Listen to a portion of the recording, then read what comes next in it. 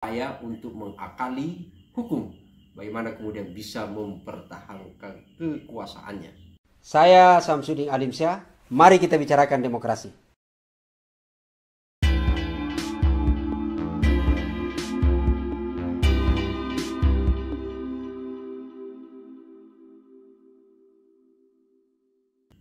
Bismillahirrahmanirrahim. Assalamualaikum warahmatullahi wabarakatuh. Teman-teman sekalian, kita sudah membahas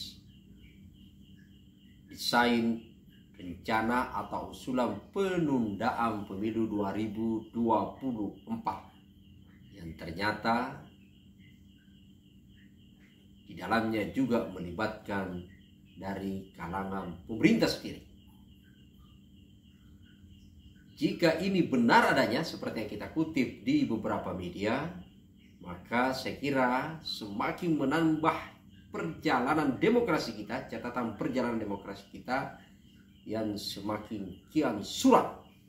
Bahkan ini menjadi titik terendah sepanjang perjalanan pasca reformasi kita. Bagaimana mungkin kemudian sebuah pemerintahan yang mengklaim sangat demokratis, tapi kemudian pada sisi perjalanannya justru membuat sebuah upaya untuk mengakali hukum, bagaimana kemudian bisa mempertahankan kekuasaannya. Teman-teman sekalian, seperti yang kita sudah bahas sebelumnya, selain dari pemerintah, juga ada 3 partai politik. Saya ulangi gitu ya, dan ini harus perlu dicatat saya kira, bahwa setidaknya secara terang-terangan sekarang ini ada 3 partai politik yang begitu terbuka mendeklirkan untuk mengusulkan yang namanya penundaan pemilu 2024. Walau sesungguhnya memang yang paling berkepentingan dalam agenda penundaan pemilu ini adalah justru sekarang ini yang berkuasa.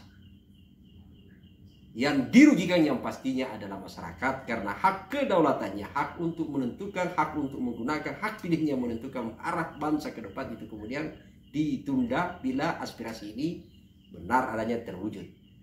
Tapi pada sisi yang lain yang diuntungkan tentu adalah yang berkuasa sekarang semakin langgeng kekuasaannya tanpa melalui proses pemilu. Dan itu adalah bagian dari pengingkaran konstitusi kita yang kita sepakati selama ini, yaitu adalah konstitusi Undang-Undang Dasar 1945. Kepentingan yang paling dekat sebenarnya yaitu adalah bagi yang berkuasa sekarang ini semakin bisa mencengkramkan kekuasaannya, menjalankan agenda-agenda terselubung mereka, dan yang menjadi penting paling tidak adalah orang-orang dekat dari pemerintah sekarang ini itu kemudian bisa tidak melalui pemilu tapi tetap bertahan pada kekuasaannya. Teman-teman sekalian, sesungguhnya ada banyak analisa, ada banyak sangkaan, ada banyak kemudian mencoba menebak, mencoba menganalisa apa sih sebenarnya kepentingan yang coba dibangun kekuasaan penguasa sekarang ini sampai kemudian ingin mempertahankan kuasanya tanpa pemilu. Kalau kita pelajari agenda-agenda itu, maka seperti yang banyak masuk di informasi masuk di grup WA ini gitu ya, yang masuk di ofisial kami, kemudian menyatakan bahwa paling tidak dari unsur pemerintah yaitu adalah agenda yang paling dikhawatirkan yaitu adalah justru pada terkait dengan pemindahan ibu kota negara. Ada sikap trauma sebenarnya gitu ya. Ada kekhawatiran, ada trauma seperti dengan paling tidak pembelajaran ketika program reklamasi di Jakarta yang kemudian bergeser pemimpin dan kemudian kebijakan itu bisa dibatalkan. Apalagi sekarang ini pro kontra sangat kuat gitu ya. Walau setidaknya itu ada informasi yang masuk. Meskipun ada juga pada sisi lain informasi, karena kemudian melihat peta bahwa relatif sekarang ini belum mendapatkan siapa sosok yang kuat untuk mendapatkan pemimpin yang diyakini bisa melanjutkan agenda-agenda kepemimpinan mereka selama ini. Dan yang jauh lebih adalah karena juga yang kita sebut tadi adalah justru dari 3 elit partai politik yang terlibat secara nyata mendeklarasikan pemilu sekarang ini adalah juga belum terbaca di radar survei. Jadi sampai sekarang ini masih gaman gitu ya. Teman-teman sekalian, kita tidak akan banyak menganalisa ke situ. Paling tidak saya ingin mencoba mengajak kita semua mengutak-atik rasa-rasanya memang kalau kemudian publik tidak kemudian bergerak terus untuk kita sama-sama melakukan konsolidasi menolak rencana penundaan pemilu sekarang ini, maka bisa saja itu kemudian terjadi apa yang dikhawatirkan. Tentu kita patut bersyukur karena sampai hari ini partai politik yang mayoriti, yaitu adalah pemenang pemilu di 2019 Partai Demokrasi Indonesia Perjuangan, sampai sekarang ini belum tergoda untuk ikut sama-sama menyatakan mendukung penundaan pemilu tersebut. Bahkan melalui sekretaris jenderal itu kemudian PDIP sendiri sudah tegas menyatakan bahwa sampai sekarang ini tidak ada alasan yang kuat untuk melakukan penundaan pemilu. Karena kalau kita belajar di beberapa negara memang jiwa sungainya adalah yang bisa menunda pemilu adalah hanya stabilitas keamanan. Dan sekarang ini saya kira kita tidak ada. Kita baik-baik saja, aman-aman saja gitu ya.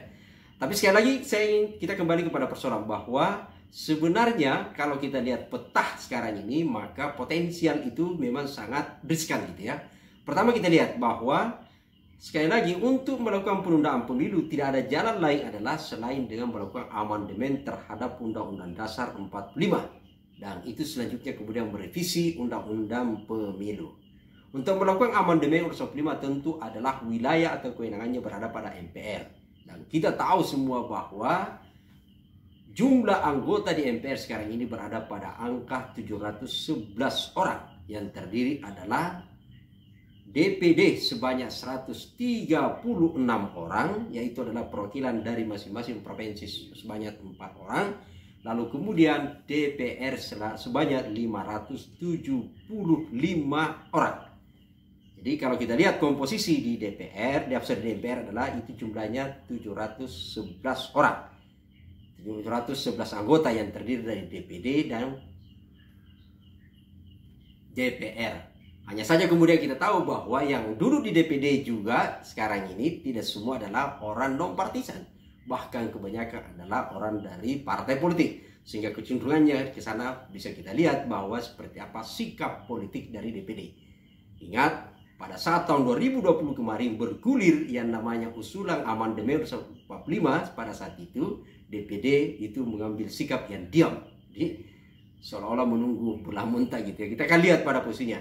Tapi yang jelas adalah komposisi, kita bicara pertama dulu adalah komposisi. 711 orang kalau kita lihat, maka setidak-tidaknya sekarang ini yang belum bersuara atau mengambil sikap itu adalah 136, yaitu adalah DPD. Dan di DPR kita lihat 576 yang sudah bersikap adalah yaitu kita lihat misalnya Golkar dengan jumlah 85 kursi. Partai Golkar adalah partai yang kedua setelah sebelumnya adalah Partai Kebangkitan Bangsa dengan jumlah komposisi kursi di DPR adalah 58 kursi. Jadi kalau kita lihat misalnya ada PKB 58 kursi, lalu kemudian Partai Golkar 85 kursi, lalu kemudian Partai Amanat Nasional yang jumlahnya adalah itu pada posisi 44 kursi. Inilah partai yang sudah secara tegas mendeklarasikan sikap politiknya, menyatakan mendukung untuk mengusulkan menunda pemilu pada 2024. Sekali lagi saya ulangi ya, ini penting kita catat semua sebagai pendidikan politik kita bagi kita semua bahwa sekarang ini setidaknya sudah ada 3 partai politik yang secara tegas mendeklarasikan untuk meminta ditunda pemilu. Yaitu adalah PKB dengan jumlah kursi 58 kursi, lalu kemudian ada Partai Amanat Nasional itu jumlahnya adalah 44 kursi, lalu kemudian ada Partai Golkar 85 kursi. Kemudian yang lain adalah ada Partai Gerindra itu adalah jumlah 78 kursi, sampai sekarang belum bersikap gitu ya, belum jelas seperti apa sikap mereka.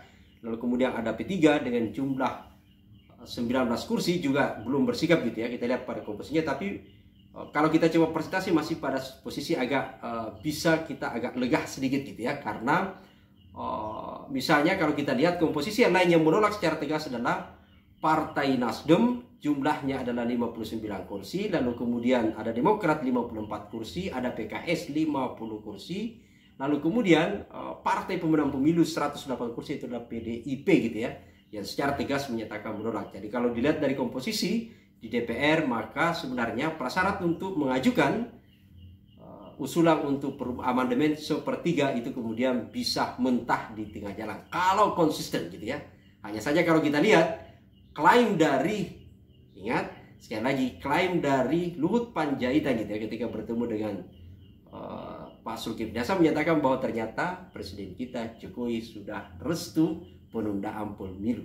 Semoga klaim ini tidak benar adanya, karena ada banyak hal yang perlu kita diskusikan. Pertama adalah, apakah betul ini adalah klaimnya sah atau hanya sekedar untuk upaya bagian dari strategi lobby saja, atau seperti apa, atau klaim kosong saja. Karena yang paling lain juga, yang paling mendasar perlu kita telusuri adalah karena mengapa sebenarnya, pertanyaan besar juga yang harus kita telusuri adalah pilihan-pilihan strategi Pak Luhut untuk kemudian melakukan pendekatan kepada partai-partai politik yang justru secara komposisi di DPR tidak signifikan. Meskipun ini adalah partai penguasa gitu, partai yang masuk dalam koalisi penguasa. Yaitu adalah PKB, sekali lagi yang tadi hanya kursinya itu berada pada angka 58, tambah kemudian PAN itu hanya di 44 kursi gitu ya. Ini yang kemudian ditargeting untuk kemudian dilakukan negosiasi, melakukan lobby oleh Pak Luhut gitu ya, sebagai bagian yang coba meyakinkan secara politik bahwa Pak Jokowi betul sudah restu. Mengapa kemudian tidak misalnya targeting utamanya yang pertama adalah itu PDIP? Karena kalau kita lihat komposisinya sebenarnya kalau PDIP sudah oke, maka selesai persoalan gitu ya, karena dia berada pada angka 128. Dan ketahuilah bahwa sebenarnya dari faksun politik Pak Jokowi adalah kader kader dari PDIP, lalu kemudian kalau kita lihat juga garis lebih kedekatannya kenapa tidak ke PSI gitu ya. Tapi ini adalah wilayah politik, ini strategi yang coba dimainkan Pak Luhut dan ternyata mendekati partai-partai yang justru adalah partai moderat yang boleh jadi mungkin melihat pendekatannya adalah untuk kepentingan di 2024 lebih dekat gitu ya. Ini yang saya kira penting untuk kita telusuri semua, bahwa sekali lagi teman-teman sekalian, ini adalah wilayah pertarungan yang memang kita bersyukur bahwa sampai sekarang ini Pak Jokowi belum merespon atas usulan untuk penundaan pemilu ini. Yang jelas ketika aspirasi untuk 3 periode, Pak Jokowi sudah sempat membuat pernyataan yang menurut kita semua itu sudah cukup tegas ketika menyatakan bahwa sikap mereka terhadap usulan 3 periode itu adalah menjawab 3M. Yang pertama adalah menyebut bahwa, nah ini sangat singkat gitu ya, kita semua masih mengingat betul kata-kata itu. Satu adalah menampar muka Pak Jokowi gitu ya. Yang pertama, jadi 3M itu dijawab bahwa orang yang mengusulkan 3 periode itu sama dengan 3M. Satu, ingin menampar muka Pak Jokowi, muka presiden gitu ya. Yang kedua adalah ingin mencari-cari muka kepada presiden, padahal Pak Presiden mengaku bahwa sekarang ini sudah punya muka. Dan yang ketiga adalah ingin menjerumuskan Pak Presiden dalam situasi yang lebih krusial gitu ya. Ini yang sikap mereka. Tapi itu adalah ketika diskusinya berkaitan dengan soal 3 periode.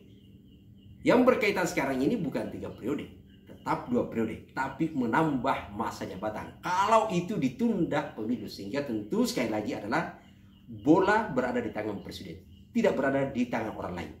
Maka sikap tegas dari presiden tetap kita butuhkan sesegera mungkin kemudian supaya tidak menjadi bola liar. Karena bagaimanapun juga saatnya sekarang ini sebenarnya adalah fokus persiapan pemilu yang secara tahapan bulan Juni setidaknya sudah harus dimulai. Dan pemungutan suara sudah ditetapkan, yaitu adalah 14 Februari 2024.